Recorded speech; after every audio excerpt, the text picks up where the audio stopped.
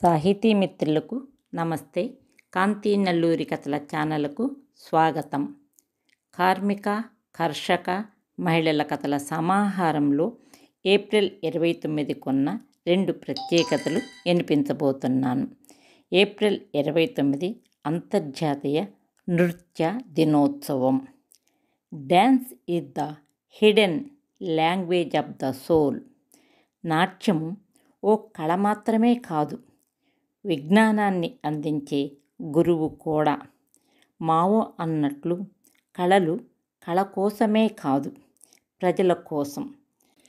ప్రజలకు సులభంగా అర్థమయ్యేవి, ఆలోచింపజేసేవి కళలే.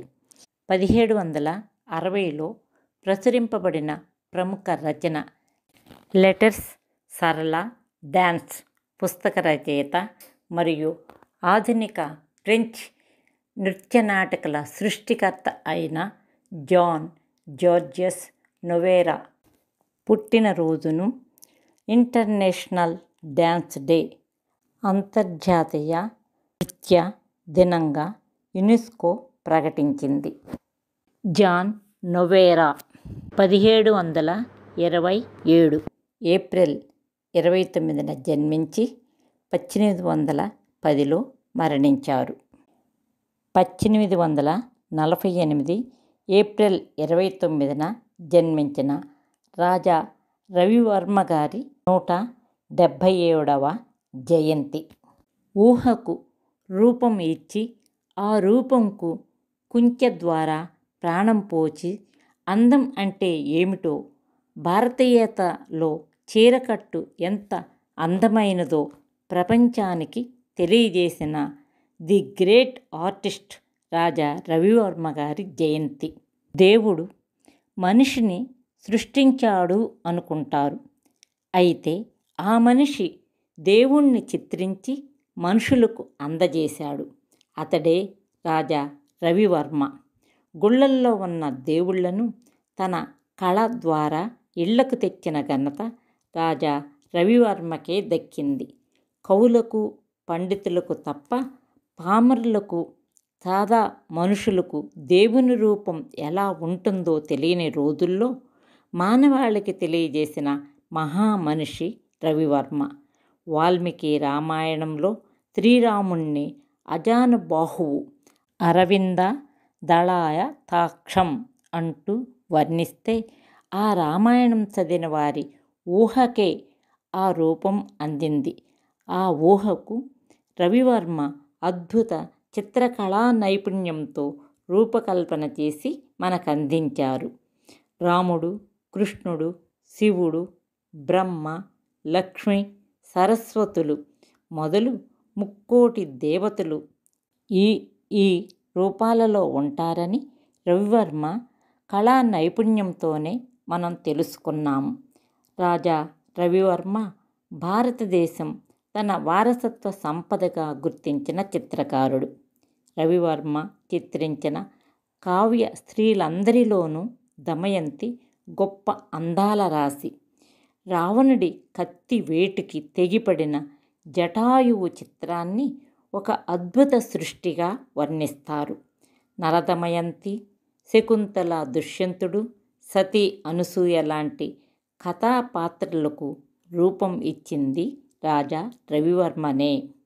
రాజా రవివర్మ గారు 1848 ఏప్రిల్ 29న కేరళలో జన్మించారు.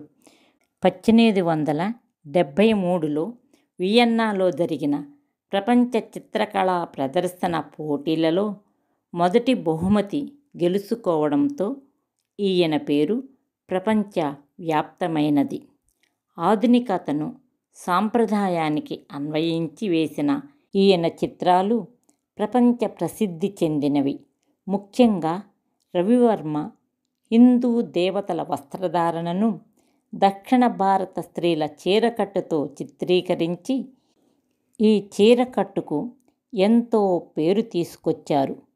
కేరళ పల్లెపడుచుల చిత్రాలు ఎంతో ప్రసిద్ధి చెందాయి. ఆయన వేసిన దమయంతి ఫోటో 11 కోట్ల రూపాయలకు వేలంలో అమ్ముడైపోయింది. రాజా రవివర్మ మన దేశానికే గర్వకారణమైన చిత్రకారుడు.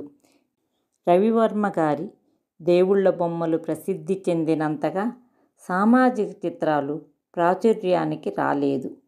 ఆయన గీసిన సామాన్యుల చిత్రాలు ఎన్నో ఉన్నాయి. దక్షిణ భారతదేశంలో జిప్పీల పేదరికాన్ని, నిస్సహాయతను, కారాగారంలోని స్త్రీలలో తిరుగుబాటుని, కోపాన్ని, రాజపుత్ర సైనికుల్లోని సాహసాన్ని ఆయన సహజంగా చిత్రీకరించాడు. భారతీయ చిత్రకళా చరిత్రలో గొప్ప చిత్రకారునిగా గుర్తింపు పొందిన రాజా రవివర్మ 1906లో 58 సంవత్సరాల వయసులో మధుమేహంతో మరణించాడు. ఈయన మరణించే నాటికి కిలామనూర్ ప్యాలెస్లో 160 దాకా రవివర్మ చిత్రాలు ఉండేవట. ఆ తరువాత వాటిని అధికారికంగా తిరువనంతపురంలోని చిత్ర ఆర్ట్ గ్యాలరీకి అందజేశారు. ఈ 2 అంశాలు కె నాయుడు గారి వాట్సాప్ వాల్ నుండి సేకరించడమైనది. ఈ 2 అంశాలు మీకు నచ్చినవి కదూ? నచ్చితే నా ఛానల్ని సబ్స్క్రైబ్ చేయండి, లైక్ కొట్టండి, షేర్ చేయండి, కామెంట్ పెట్టండి. చేస్తారు కదూ?